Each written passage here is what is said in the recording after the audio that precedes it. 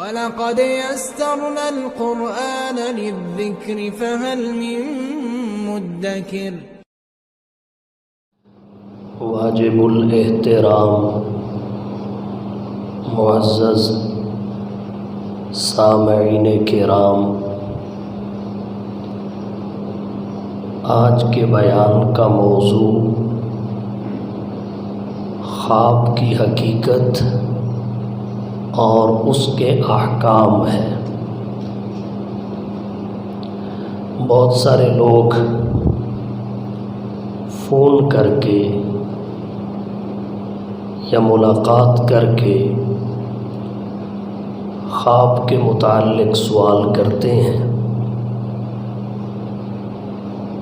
رات کو دیکھے جانے والے خوابوں کی تعبیر پوچھتے ہیں۔ ضرورت محسوس ہوئی کہ خواب کے بارے میں ایک تفصیلی بیان آپ کی توجہ کی نظر کیا جائے تاکہ رہنمائی ہو سکے۔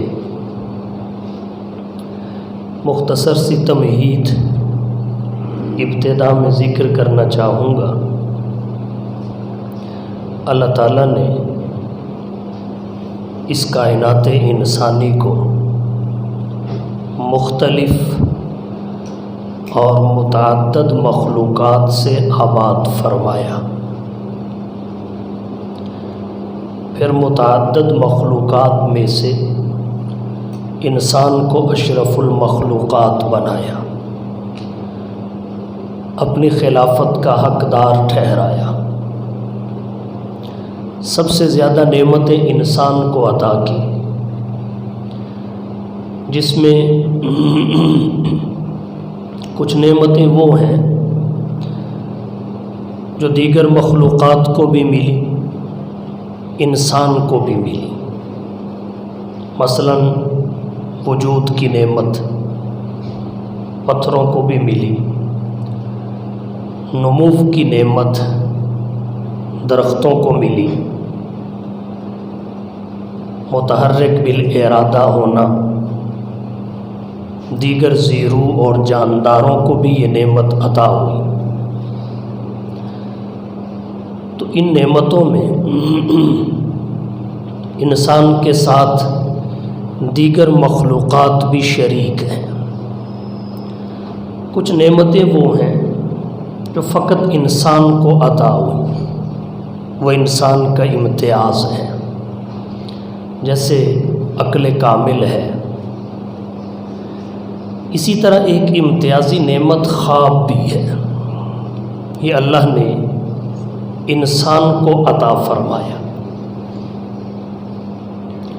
خواب کے بارے میں چند باتیں ذکر کروں گا، جن میں سب سے پہلے خواب کی تعریف اور حقیقت ہے، دوسرے نمبر پر خواب کی اقسام ہیں، تیسرے نمبر پر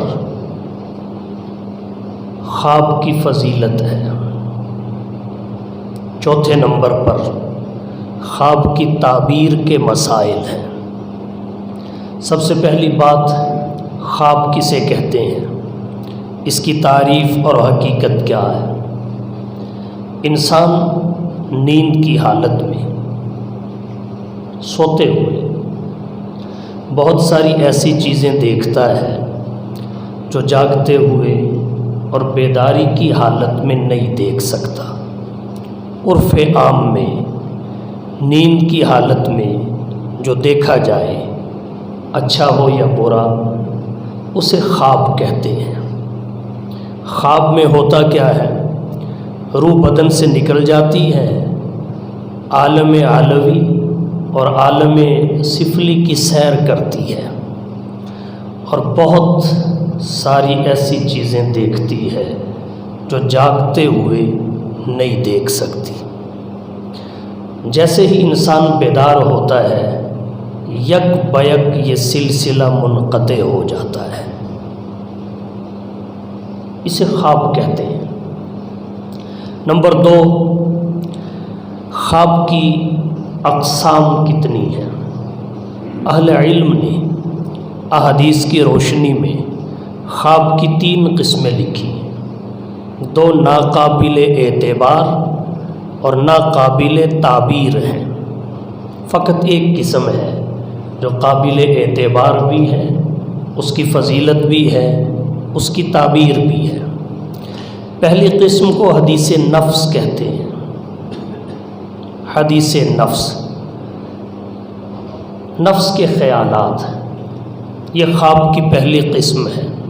ہوتا یوں ہے، انسان دن بھر جاگتے ہوئے جن کاموں میں مشغول رہتا ہے، جن امور میں مصروف رہتا ہے، رات کو وہی مشکل ہو کر انسان کے سامنے آ جاتے ہیں۔ دن بھر کے خیالات، خدشات، حالات، رجحانات مشکل ہو کر نیند کی حالت میں سامنے آتے ہیں، اسے حدیث نفس کہتے ہیں۔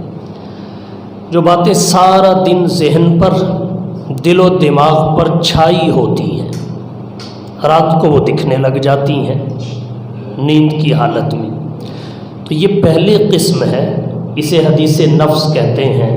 نفس کے خیالات، مثال کے طور پہ ایک شخص سارا دن اپنے کاروبار میں مشغول رہا، پیشے میں، روزگار اور معاش کے سلسلے میں بھاگ دوڑ کرتا رہا۔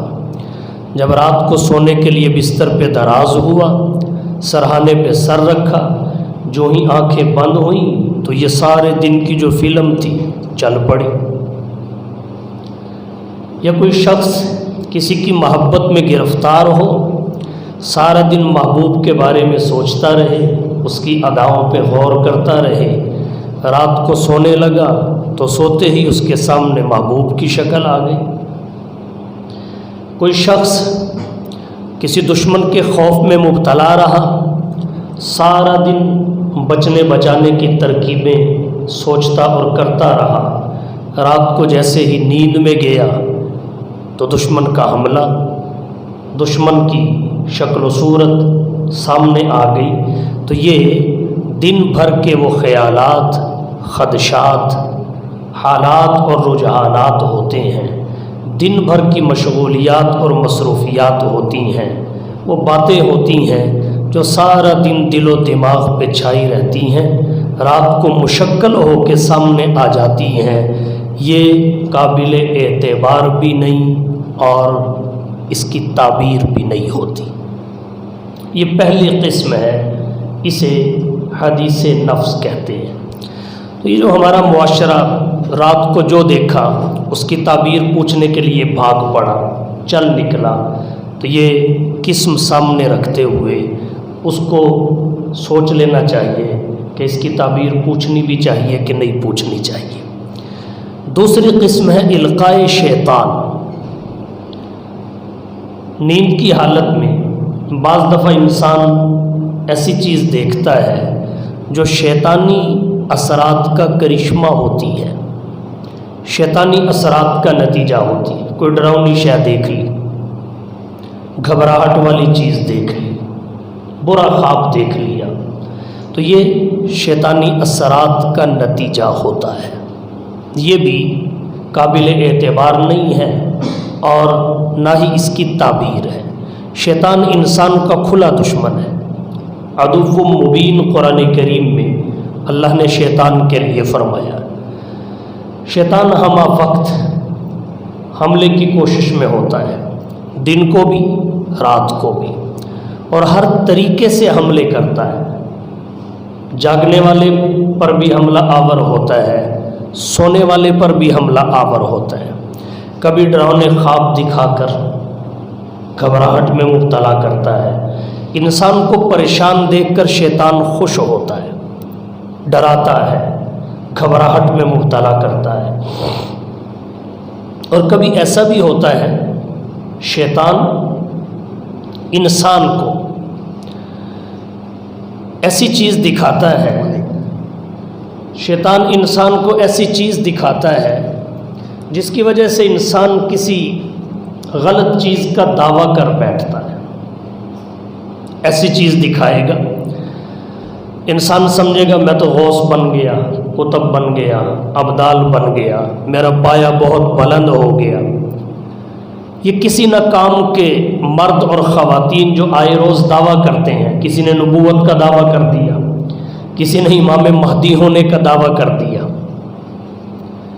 یہ جو دعوے گزشتہ دنوں فیصل آباد کی ایک خاتون نے دعویٰ کر دیا نبی ہونے کا، اس کے بیٹے نے دعویٰ کر دیا امام مہدی ہونے کا۔ تو یہ جو دعوے روزانہ قسم قسم کے سامنے آتے ہیں، یہ القائے شیطان ہے، یہ بھی شیطان کا حملہ ہے۔ آج تک کسی خاتون کو نبوت نہیں ملی، نبوت مردوں میں رہی ہے، مردوں میں بھی اللہ نے چنے ہوئے افراد کو نبوت کا منصب دیا ہے۔ اور حضور صلی اللہ علیہ وسلم کے تشریف لے جانے کے بعد اب کوئی کتنا ہی پاک باز، متقی اور پرہیزگار کیوں نہ بن جائے، اسے نبوت نہیں مل سکتی۔ ولایت کے منصب پہ تو فائز ہو سکتا ہے۔ شیطان کس حد تک حملہ آور ہوتا ہے، انسان کی عقل اور شعور پہ قبضہ کر لیتا ہے، یہاں تک بھی سوچنے نہیں دیتا کہ اگر خاتون نبی بنتی تو پھر اسماعیل کی والدہ میں کیا کمی تھی، اگر خاتون کو نبوت ملتی تو موسیٰ کی والدہ میں کیا کمی تھی، اگر خاتون کو نبوت ملتی تو حضرت یوسف کی والدہ میں کیا کمی تھی۔ تو اللہ نے منصب نبوت کو خواتین میں جاری ہی نہیں کیا۔ یہ جو خواتین دعویٰ کرتی پھر رہی ہیں، یہ شیطانی اثرات کا کرشمہ ہے۔ القائے شیطان یہ خواب کی دوسری قسم ہے، سوتے ہوئے کپڑے ناپاک ہو جانا، جس کو ہم احتلام کہتے ہیں، یہ موجب غسل ہوتا ہے، بسا اوقات نماز فوت اور قضا ہو جاتی ہے، یہ بھی شیطانی اثرات کا نتیجہ ہے۔ تو اس قسم کے جب خواب بندے کو آئیں تو کرنا کیا چاہیے؟ یہ لائق اعتبار نہیں ہے، ان کی تعبیر بھی نہیں ہوتی، شیطان کا حملہ ہوتا ہے۔ کرنا کیا چاہیے؟ ابو داود اور ترمذی میں ایک حدیث آتی ہے، جناب نبی کریم صلی اللہ علیہ وسلم نے ہدایت کی کہ کیا کرو۔ فرمایا جب اس قسم کا خواب آئے یہ دعا کرو، اعوذ بکلمات اللہ التامات من غضبہ وعذابہ ومن شر عبادہ ومن ہمزات الشیاطین وان یحضرون، میں اللہ کی پناہ میں آتا ہوں اس کے کلمات تامات کے ذریعے، اس کے غصے اور عذاب سے، اس کے بندوں کے شر سے، شیطان کے وساوس اور خیالات سے، اور اس بات سے کہ شیطان میرے پاس آئیں، ان یحضرون، یہ دعا کریں۔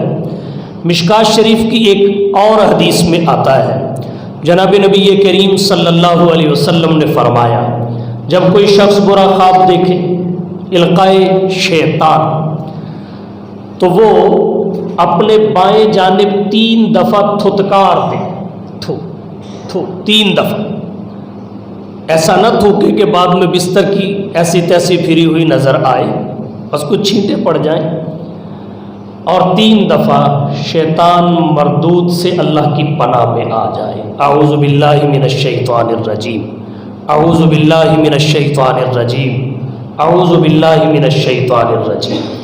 جس کروٹ پر سویا ہوا تھا، جس کروٹ پر اس نے خواب دیکھا، اس کے برعکس کروٹ پہ چلا جائے، دائیں کروٹ پہ تھا تو بایاں پہ چلا جائے، بایاں کروٹ پہ تھا تو دایاں کروٹ پہ آ جائے۔ یہ اللہ کے رسول صلی اللہ علیہ وسلم نے تعلیمات دی ہیں، ہدایات دی ہیں۔ اگر کوئی شخص اس طرح کر لے وہ شیطانی اثرات سے، ان کے ضرر سے محفوظ ہو جائے گا۔ یہ دوسری قسم تھی۔ یہ دونوں کی دونوں قسمیں ناقابل اعتبار ہیں اور ان کی تعبیر نہیں ہوتی، اور ہمارے عام طور پر جس کی تعبیر پوچھنے کے لیے نکلتے ہیں وہ یہی پہلی یا دوسری قسم ہوتی ہے۔ خواب کی ایک تیسری قسم ہے رؤیائے صالحہ، یہ لائق اعتبار بھی ہے، اس کی تعبیر بھی ہوتی ہے۔ رؤیائے صالحہ اسے احادیث مبارکہ میں اللہ کی طرف سے مومن کے لیے بشارت قرار دیا گیا ہے۔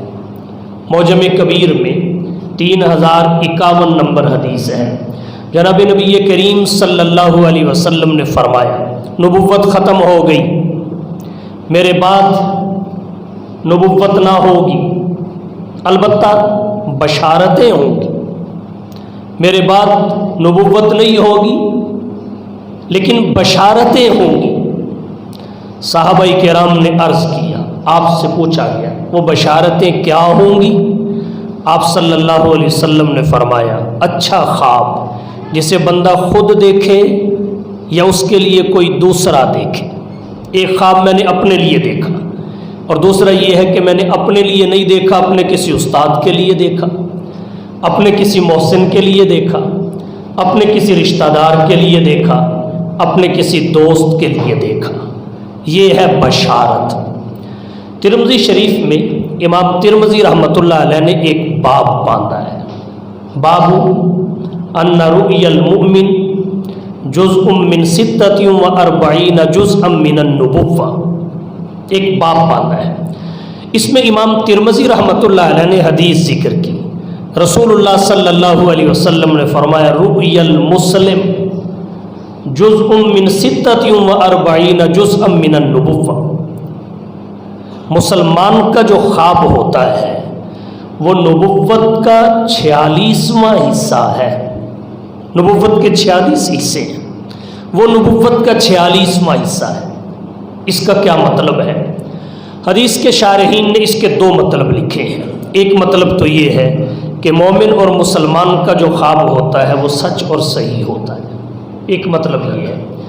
دوسرا مطلب یہ ہے جو زیادہ معتبر ہے، حضور صلی اللہ علیہ وسلم نے اعطاء نبوت کے بعد 23 سال کا عرصہ اس دنیا میں گزارا، اور اس 23 سال کے عرصہ میں پہلے 6 مہینے جو تھے وہی خواب کی شکل میں آیا کرتی تھی۔ امام بخاری رحمۃ اللہ علیہ نے بخاری شریف باب کیف کان بدء الوحی میں حدیث ذکر کی، جناب نبی کریم صلی اللہ علیہ وسلم جو رات کو دیکھتے تھے صبح من و عن سامنے آ جایا کرتا تھا۔ تو 6 مہینے تک، ابتدائی 6 مہینے جو وحی آئی وہ خواب کی شکل میں آئی تھی، اور یہ جو 6 مہینے ہیں یہ نبوت کے 23 سالوں کو سامنے رکھ کے اگر حصے نکالیں تو یہ 46واں حصہ بنتا ہے۔ 46واں حصہ بنتا ہے۔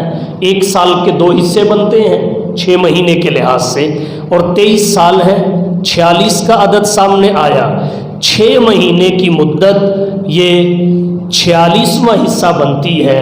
اس لیے جو 6 مہینے خواب آئے ابتدا میں تو یہ خواب نبوت کا 46واں حصہ قرار دیے گئے۔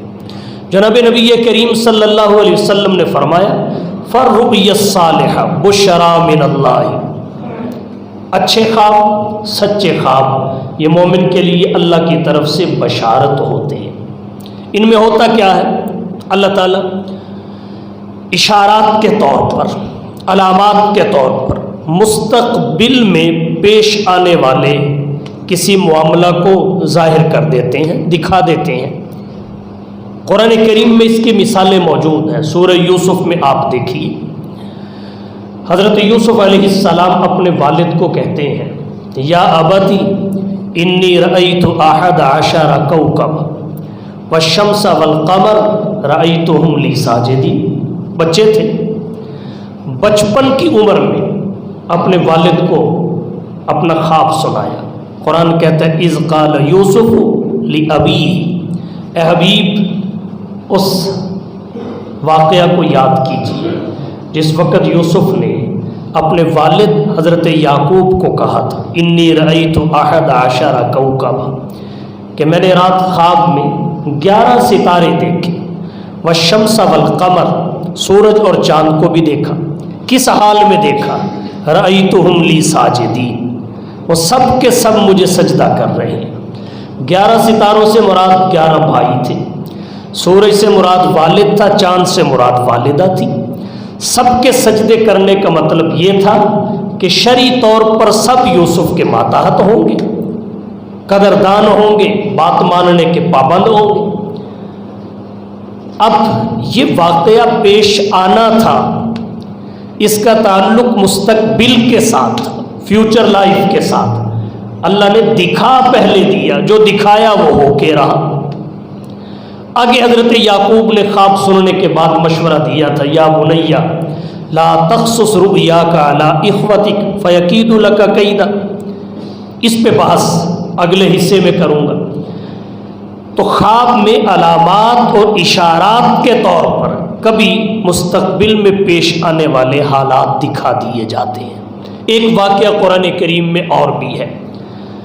ذوالحج کا مہینہ آنے والا ہے، شوال کی آخری تاریخیں ہیں، اس کے بعد ذوالقعدہ ہے، اس کے بعد ذوالحج ہے۔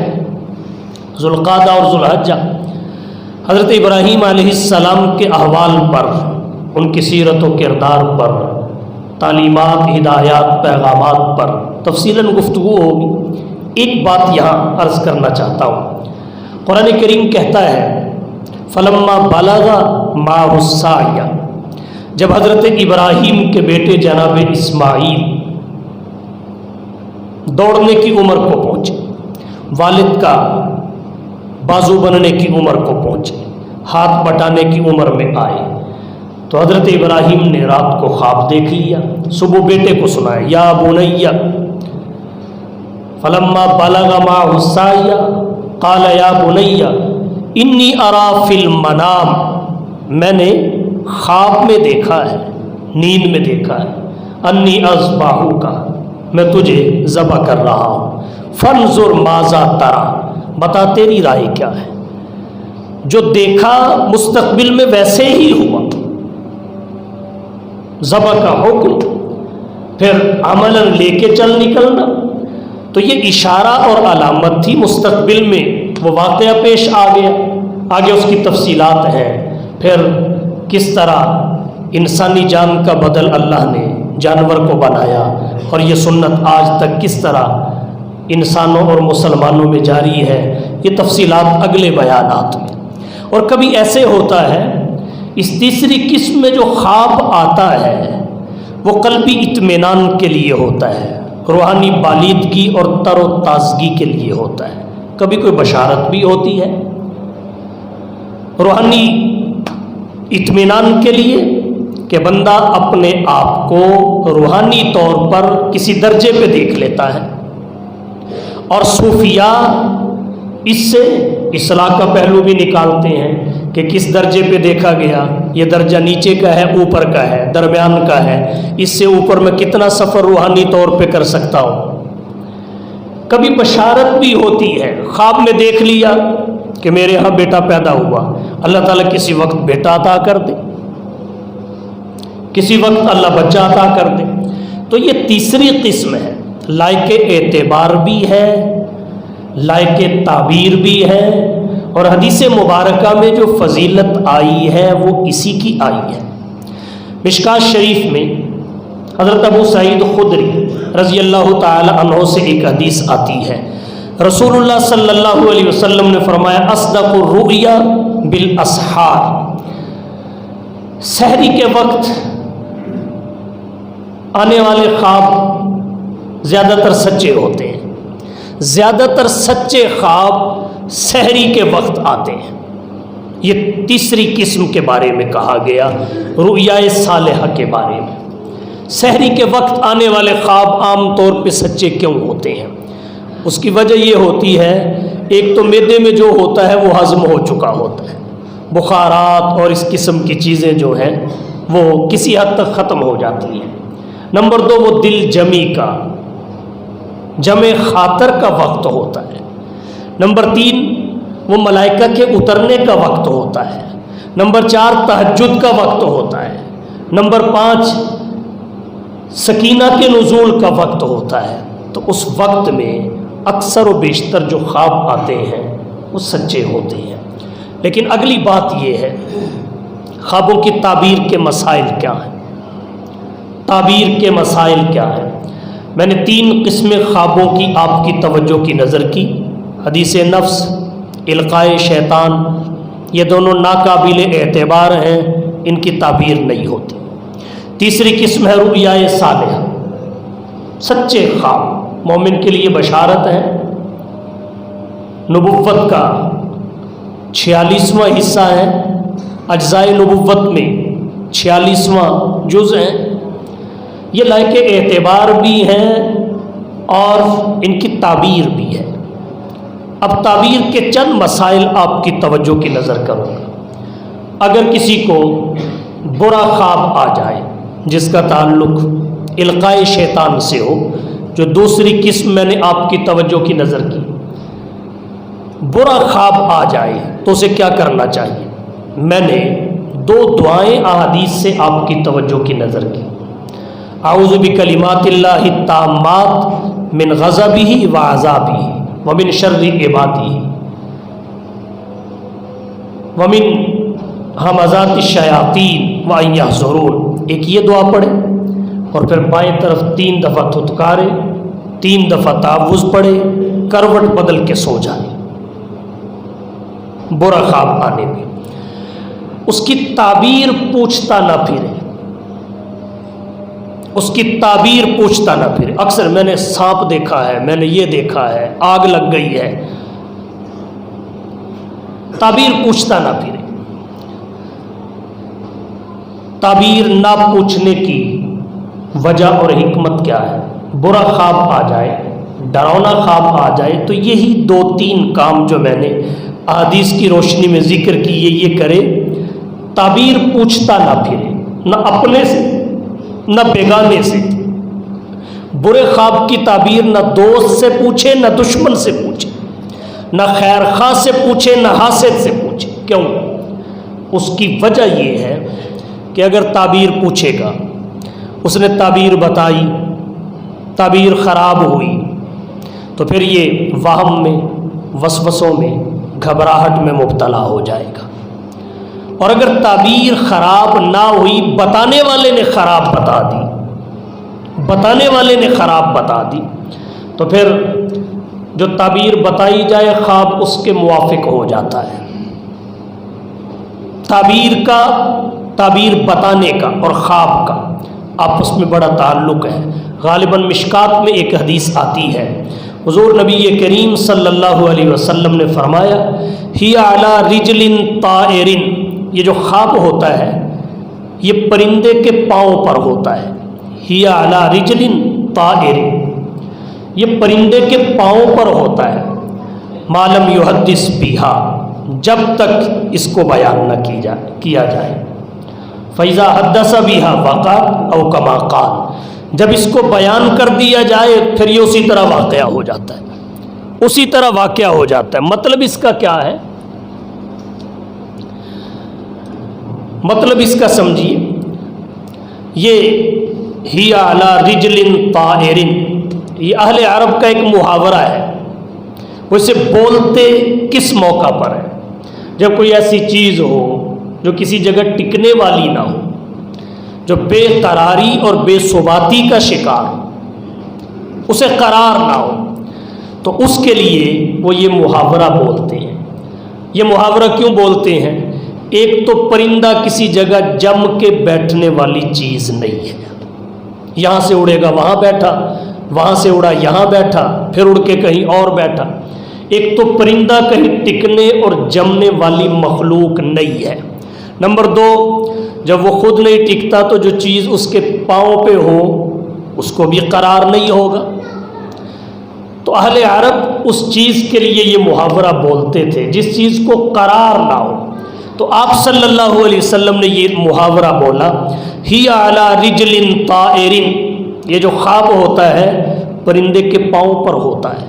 جب پرندہ نہیں ٹھہرتا اس کے پاؤں پہ جو چیز ہوگی وہ بطریق اولا نہیں ٹھہرے گی۔ کب تک؟ ما لم یحدث بہا، جب تک وہ اسے بیان نہ کرے۔ جب تک بیان نہ کرے گا تو وہ پرندے کے پاؤں پہ ہے، واقعہ نہیں ہوگا۔ فَإِذَا حَدَّثَ بِهَا وَقَعَتْ، جب اس کو بیان کر دے گا تو پھر وہ واقعہ ہو جائے گا۔ بیان کرنے کی تاثیر خواب میں ظاہر ہوتی ہے، تو اس لیے برا خواب نہ اپنے کو بتائیں نہ بیگانے کو بتائیں۔ تعبیر پوچھنے کے چکر میں نہ پڑیں، بس وہ دعا پڑھیں، تھتکار دے بائیں جانب 3 دفعہ، اعوذ باللہ پڑھیں 3 دفعہ اور کروٹ بدل کے سو جائیں۔ اس کے اثرات سے اللہ تعالیٰ آپ کو خود ہی محفوظ رکھیں گے۔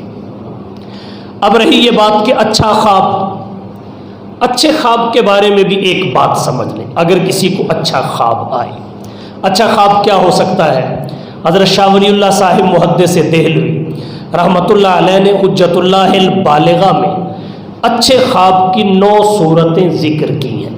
حضور نبی کریم صلی اللہ علیہ وسلم کو خواب میں دیکھا، جنت اور دوزخ کو دیکھا، ملائکۃ اللہ کو دیکھا، انبیاء اور اولیاء کو دیکھا، کعبۃ اللہ کو دیکھا، عمدہ کھانوں کو دیکھا، شہد، دودھ وغیرہ کو دیکھا، اسی طریقے سے متبرک مقامات کو دیکھا، اور بھی کچھ چیزیں حضرت نے ذکر کی ہیں۔ تو 9 صورتیں ذکر کی ہیں اچھے خوابوں کی۔ اگر اچھا خواب کوئی دیکھ لے، اچھا خواب، تو اس کی تعبیر پوچھنی چاہیے؟ نہیں پوچھنی چاہیے۔ پوچھنی چاہیے تو کس سے پوچھنی چاہیے؟ اہل علم نے لکھا ہے کہ ایک تو جاہل سے تعبیر نہیں پوچھنی چاہیے، خواہ وہ اپنا ہو یا بیگانہ ہو، دوست ہو یا دشمن ہو۔ لکل فن رجال، ہر عالم بھی خواب کی تعبیر نہیں بتا سکتا، اس کے لیے بھی مخصوص افراد ہیں۔ ایک تو جاہل سے نہ پوچھیں، عالم سے پوچھیں جو تعبیر کا علم رکھتا ہو۔ نمبر 2، وہ عالم حاسد نہ ہو، حاسد سے بھی نہ پوچھیں، نہ جاہل سے پوچھیں نہ حاسد سے پوچھیں، اس سے اہل علم نے منع کیا ہے، اور اس پر قرآن کریم میں بھی ہدایت موجود ہے۔ سورہ یوسف کو آپ پڑھ لیں، جب حضرت یوسف علیہ السلام نے اپنے والد کو اپنا خواب بتایا، قرآن کہتا ہے اذ قال یوسف لابیہ، یوسف نے اپنے باپ سے کہا یا ابتی انی رأیت احد عشر کوکبا والشمس والقمر رأیتہم لی ساجدین۔ حضرت یوسف کے والد حضرت یعقوب نبی تھے، یہ نبیوں کا گھرانہ ہے۔ حضرت ابراہیم، حضرت اسحاق، حضرت یعقوب، حضرت یوسف، یہ نبیوں کا گھرانہ ہے، نبی تھے۔ اللہ نے فراست نبوت عطا کر رکھی تھی، تعبیر سمجھ گئے۔ انہوں نے فوراً بیٹے کو مشورہ دیا یا بنیا لا تقصص رؤیاتک علی اخوتک، اپنے اس خواب کو اپنے بھائیوں کے سامنے بیان نہ کرنا۔ بھائیوں کا شریکہ ہونا یہ شروع سے ہی ثابت ہے۔ تو بھائی جب دوست بنتے ہیں تو بڑے دوست بنتے ہیں، اور جب دشمن بنتے ہیں تو دشمن بھی بڑے بنتے ہیں۔ لا تقصص رؤیاک علی اخوتک فیکیدوا لک کیدا، وہ ضرور کوئی آپ کے لیے تدبیر کریں گے، شیطان ٹک کے نہیں بیٹھنے دے گا، منع کر دیا۔ تو بھائی اپنے ہیں، لیکن حسد میں مبتلا ہونے کا اندیشہ تھا اور وہ ہوئے بھی، تو والد نبی ہو کر اپنے مستقبل کے نبی بیٹے کو منع کر رہے ہیں لا تقصص رؤیاک علی اخوتک فیکیدوا لک کیدا۔ تو جو اچھا خواب ہوتا ہے، ایک تو جاہل کے سامنے بیان نہ کریں، نمبر 2 حاسد کے سامنے بیان نہ کریں۔ اور ویسے بھی اگر کسی نے اس کی خراب تعبیر بتا دی تو پہلی تعبیر کا خواب کے وقوع میں بڑا اثر ہوتا ہے۔ عالم سے پوچھیں جو خواب کی تعبیر کا عالم ہو، اور پھر حاسد بھی نہ ہو۔ ایک بات ضمناً اور ذکر کروں گا، بسا اوقات ایسے ہوتا ہے خواب جو دیکھا گیا، دیکھی جانے والی شکل و صورت اور ہوتی ہے، خارج میں واقعہ ہونے والی شکل و صورت اور ہوتی ہے، خواب اور تعبیر اور، یہ نہیں کہ جو دیکھا ویسے ہی۔ بعض لوگ ہمارے بزرگوں کے جو خواب ہیں ان کی کتابوں میں ہیں، ان کو لے کر بڑے بڑے اعتراض کرتے ہیں، بڑے بڑے۔ بھائی خواب کی بات ہوتی ہے، خواب کی بات ہوتی ہے۔ خواب صرف نبی کا حجت شرعیہ ہے، نبی کا خواب قطعی اور یقینی ہوتا ہے، نبی کا خواب وہی ہوتا ہے، باقی غیر نبی کا خواب حجت شرعیہ نہیں ہے، قطعی اور یقینی نہیں ہوتا، اور نہ ہی اس پر وہ احکامات جاری ہوتے ہیں جو نبی کے خواب پہ ہوتے ہیں۔ تو ہمارے بزرگوں کے جو خواب ہمارے بزرگوں کی کتابوں میں ہیں، ان کو لے کے طوفان کھڑا کرنا یہ بہت بڑی جہالت اور نادانی کی بات ہے۔ تو عرض میں نے یہ کیا، خواب کچھ اور ہوتا ہے، اس کی تعبیر کچھ اور ہوتی ہے۔ اس پہ میں 2 واقعات آپ کی توجہ کی نظر کروں گا، دلچسپ بھی ہیں اور واقعہ سے بات سمجھنا بھی آسان ہو جاتی ہے۔ ایک واقعہ امام مالک رحمۃ اللہ علیہ کے خواب کا ہے۔ حکیم الاسلام حضرت قاری محمد طیب سابق محتمم دارالعلوم دیوبند نے امام مالک رحمۃ اللہ علیہ کے ایک خواب کو ذکر کیا۔ یہ امام مالک کون ہے؟ فقہائے اربعہ میں سے ہیں۔ یہ جلیل القدر شخصیت ہے، تابی تو نہیں، تبا تابی ہے، صاحب مذہب ہے۔ امام ابو حنیفہ رحمۃ اللہ علیہ کے بعد ان کا زمانہ آتا ہے۔ تو عرض میں نے یہ کیا، امام مالک رحمۃ اللہ علیہ کا خواب، امام مالک کو حضور کی ذات گرامی سے بے حد محبت تھی، پھر آپ کی نسبت سے آپ کے شہر مدینہ سے محبت تھی، مدینہ کی محبت میں غرق تھے، مدینہ کی مٹی اور اس کے ذرے ذرے سے عشق کرتے تھے۔ فرض حج انہوں نے کیا، نفل حج کے لیے مدینہ سے باہر نہیں جاتے تھے مکہ مکرمہ کی جانب۔ ڈر یہ تھا کہیں ایسا نہ ہو کہ میں نفلی حج کے لیے مدینہ سے باہر جاؤں، مجھے وہاں موت آ جائے، میں وہیں دفن ہو جاؤں اور مدینہ کی مٹی مجھے قبول نہ کرے۔ خواہش یہ تھی میں نبی کے شہر میں دفن ہو جاؤں، اس لیے کبھی باہر نہیں جاتے تھے، ڈرتے تھے۔ ایک دفعہ ایسا ہوا، خواب میں جناب نبی کریم صلی اللہ علیہ وسلم کی زیارت نصیب ہوئی، دربار لگا ہوا ہے، امام مالک رحمہ اللہ اس دربار میں موجود ہیں۔ ڈرتے ڈرتے بڑی لجاجت کے ساتھ حضور صلی اللہ علیہ وسلم سے سوال کیا، حضور نفلی حج کرنے کو دل بھی کرتا ہے اور اس بات سے ڈرتا بھی ہوں کہ حج کے لیے جاؤں، مدینہ سے باہر موت نہ آ جائے، وہیں دفن نہ ہو جاؤں اور مدینہ کی مٹی سے محروم نہ ہو جاؤں۔ مجھے اگر پتہ چل جائے میری عمر کتنے سال باقی ہے تو پھر جتنے سال باقی ہے اتنے سال میں جی بھر کے نفلی حج کروں۔ حضور صلی اللہ علیہ وسلم سے خواب میں اپنی عمر کے بارے میں پوچھا، حضور نے یوں ہاتھ اٹھا کے 5 انگلیاں سامنے کر دی، یوں 5 انگلیاں سامنے کی۔ جیسے ہی 5 انگلیاں جناب نبی کریم صلی اللہ علیہ وسلم کی دیکھی تو آنکھ کھل گئی، بیدار ہو گئے۔ اب امام مالک رحمہ اللہ پریشان، ان 5 انگلیوں کو کیا مطلب ہے؟ میری زندگی 5 دن ہے، 5 ہفتے ہے، 5 مہینے ہے یا 5 سال ہے؟ حضور نے کیا اشارہ دیا؟ اپنے خادم کو بلایا، بلا کے کہا، اس وقت جو فن تعبیر کے بڑے امام تھے وہ علامہ ابن سیرین تھے۔ اپنے خادم کو کہا، جاؤ امام ابن سیرین کے پاس جاؤ، میرا نام نہیں لینا، یہ نہیں بتانا کہ امام مالک کو یہ خواب آیا ہے، البتہ جا کے ان کو کہیں کہ کسی شخص نے یہ خواب دیکھا ہے، اس کی تعبیر بتا دیں۔ خادم علامہ ابن سیرین کی خدمت میں پہنچا، خواب سنایا کہ کسی شخص کو یہ خواب آیا ہے، اس کی تعبیر بتا دیں۔ علامہ ابن سیرین کہنے لگے، تو شخص کی بات کر رہا ہے، یہ خواب تو کسی چھوٹے موٹے عالم کو بھی نہیں آ سکتا، تو شخص کی بات کر رہا ہے، یہ تو کسی عالم کو بھی نہیں آ سکتا، یہ جسے آیا ہے وہ عام عالم نہیں، بہت بڑا عالم ہے۔ اور اس وقت مدینہ طیبہ کے سب سے بڑے عالم امام مالک رحمہ اللہ۔ تو پہلے نام بتاؤ خواب کس کو آیا ہے، پھر تعبیر بتاؤں گا، وگرنہ بھاگ جاؤ۔ وہ کہنے لگا، بھیجنے والے نے نام بتانے سے روکا ہے، کہا دوبارہ اس کے پاس چلے جاؤ، اس کو جا کے کہو، ابن سیرین کہتے ہیں جب تک نام نہیں بتاؤ گے تعبیر نہیں بتاؤں گا، نام بتانے کی اجازت لے کے آؤ۔ خادم چلا گیا، اجازت لے کے آیا، امام مالک نے نام بتانے کی اجازت دے دی۔ کہنے لگے، جی امام مالک نے یہ خواب دیکھا ہے۔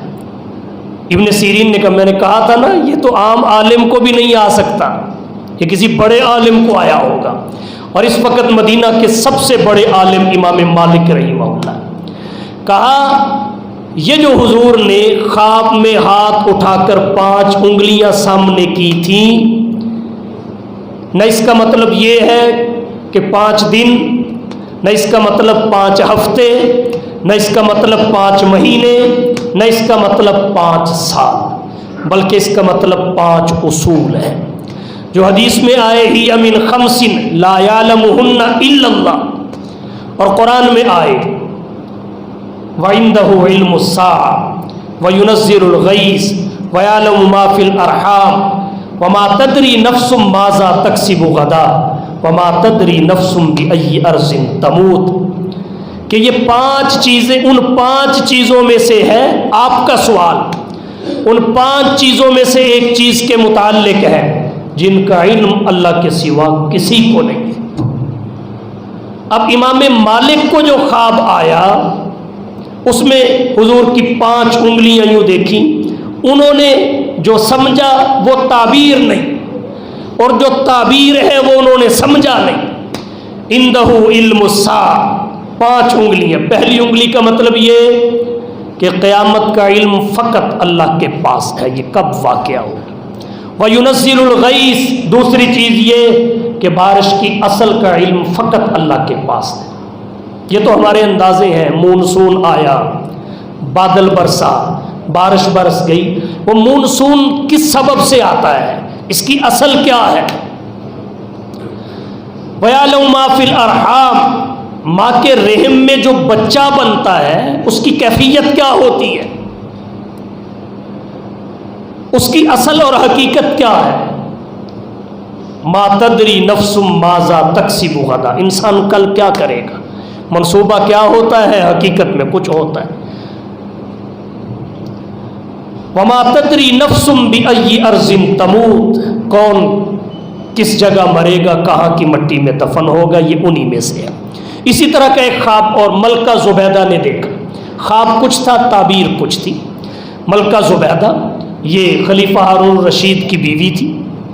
خواب کیا دیکھا کہ چوک میں ہے، چوراہے میں ہے، ہر آنے جانے والا برائی کرتا ہے اور نکل جاتا ہے۔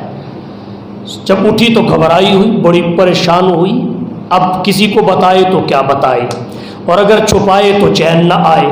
اپنی خادمہ کو بلایا، خادمہ کو بلا کے کہا علامہ ابن سیرین کے پاس چلی جاؤ، اس خواب کا ذکر کرو لیکن میرا نام نہیں بتانا، کیا پتہ اس کی تعبیر اسی طرح بری ہو جس طرح خواب برا ہے، تو عزت نفس کو مجروح کر دے، میرا نام نہیں بتانا۔ خادمہ چلی گئی علامہ ابن سیرین کے پاس، جا کے کہا جی مجھے خواب آیا ہے۔ فرمایا بتاؤ کیا خواب ہے۔ جب خواب سنایا وہ کہنے لگے یہ خواب خادمہ کو نہیں آ سکتا، یہ تو مالکن کا خواب ہے، تو خادمہ ہے جھوٹ بول رہی ہے، یہ خواب خادمہ کو نہیں آ سکتا، چلو بھاگ جاؤ، پہلے نام بتاؤ آیا کس کو ہے۔ وہ کہنے لگی جی ٹھیک ہے، واقعتاً مجھے نہیں آیا، لیکن جس مالکن کو آیا ہے اس نے نام بتانے سے منع کیا ہے، کہا اس کو جا کے کہہ دو کہ بغیر نام کے تعبیر نہیں بتاؤں گا، اجازت لے کے آؤ۔ خیر اجازت لے کے آئی، بتایا یہ خلیفہ ہارون الرشید کی بیوی ملکہ زبیدہ کو خواب آیا ہے۔ پھر انہوں نے تعبیر بتائی، اس کی تعبیر یہ ہے کہ اللہ تعالیٰ ان سے ایک ایسا صدقہ جاریہ قائم کروائیں گے جس سے عرصے تک لوگ فائدہ حاصل کریں۔ ہر کوئی آ کے جو برائی کر کے جا رہا تھا، مطلب یہ ہے ہر کوئی آ کے اس سے نفع اٹھائے گا۔ جب خواب کی تعبیر ملکہ تک پہنچی اس کو خوشی ہوئی، کہا ٹھیک ہے تعبیر اچھی ہے، خواب کچھ تھا تعبیر کچھ تھی۔ پھر کیا ہوا، ملکہ زبیدہ اپنے خاوند خلیفہ ہارون الرشید کے ساتھ حج کے سفر پہ مکہ آئی۔ جب مکہ آئی وہاں پانی کی سخت قلت تھی، حاجیوں کو مشکلات کا سامنا تھا، تو لوگوں نے خلیفہ کے ڈر کی وجہ سے خلیفہ سے تو درخواست نہیں کی، ملکہ تک رسائی حاصل کی۔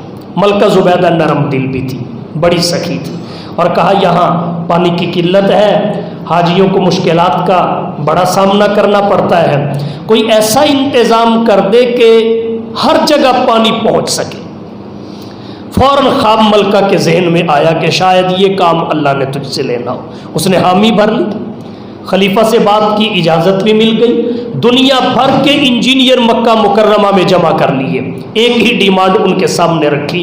وہ ڈیمانڈ یہ تھی کہ مجھے مکہ مکرمہ میں ہر جگہ پانی پہنچتا ہوا چاہیے۔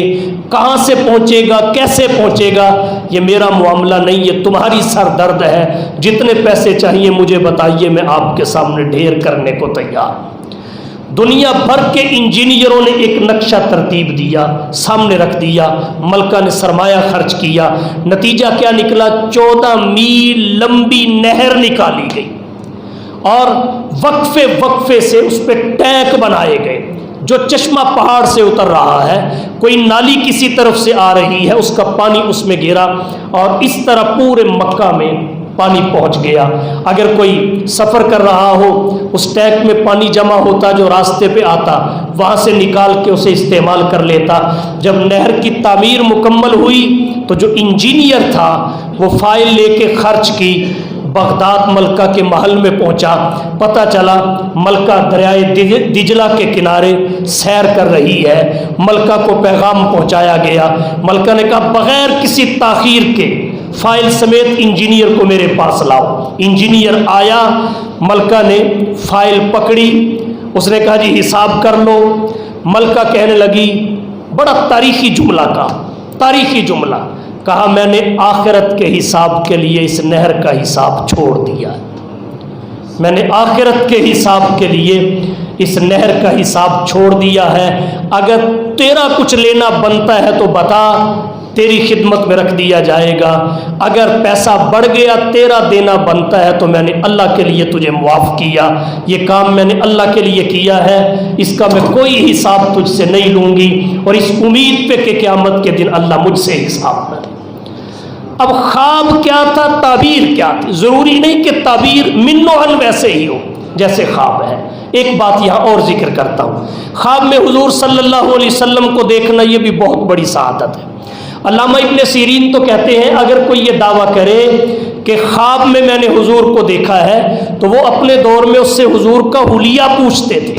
اگر حلیہ وہی بتاتا جو شمائل میں ہے، حدیث کی کتابوں میں ہے، پھر تو اسے تسلیم کرتے تھے، وگرنہ کہتے تھے چل بھاگ جا، تو نے حضور کو نہیں دیکھا۔ لیکن امام نووی رحمہ اللہ جو مسلم کے شارح ہیں وہ کہتے ہیں نہیں، جو حضور کو دیکھتا ہے وہ حضور کو ہی دیکھتا ہے۔ اللہ خواب میں حضور کی زیارت کے ساتھ یہ یقین بھی عطا کرتے ہیں کہ یہ حضور ہی ہے۔ کوئی اور شخص دکھے تو اس کے ساتھ یہ یقین اللہ عطا نہیں کرتے کہ میں حضور کو دیکھ رہا ہوں۔ البتہ حضور کا مختلف شکلوں میں خواب میں آنا، کبھی بڑھاپے میں، کبھی جوانی میں، کبھی خوشی میں، کبھی غم کی حالت میں، یہ بندے کے ایمان کے درجات کے لحاظ سے ہوتا ہے۔ اگر ایمان کا درجہ، روحانیت کا درجہ بلند ہو وہ اچھی سے اچھی حالت میں دیکھے گا، وگرنہ بڑھاپے میں، ناراضگی کی حالت میں حضور صلی اللہ علیہ وسلم نظر آئیں گے۔ انہی خواب میں حضور کے دیدار اور زیارت سے متصوفین، سالکین اپنے روحانی درجے کا لیول چیک کرتے ہیں اور اپنی اصلاح کی کوشش کرتے ہیں۔ بہرحال خواب میں حضور کا دیدار ہو جانا یہ بہت بڑی سعادت کی بات ہے۔ لیکن ایک بات یہاں ذہن میں رکھ لیں، اگر کوئی شخص حضور کو خواب میں دیکھ لے تو وہ صحابی نہیں بن جاتا، اس پہ وہ حکم جاری نہیں ہوتا جو بیداری کی حالت میں، ایمان کی حالت میں نبی کو دیکھنے سے حاصل ہوتا ہے۔ تو یہ خواب کے چند مسائل تھے جو میں نے آپ کی توجہ کی نظر کیے۔ مجھے امید ہے بہت ساری ہماری پرابلم اس سے حل ہو جائے گی کہ خواب میں ایک جھٹکا بھی کسی چیز کا دیکھا تو سیدھے مولانا کے پاس آ گئے، یہ خواب دیکھا ہے۔ تو اب آپ کو اتنی بات سمجھ آ گئی ہے کہ ہر خواب میں دیکھی جانے والی چیز کی تعبیر نہیں ہوتی، جس کی ہوتی ہے تو وہ کس سے پوچھنی چاہیے۔ اللہ تعالیٰ سمجھنے اور عمل کرنے کی توفیق بخشے۔ وآخر دعوانا ان الحمدللہ۔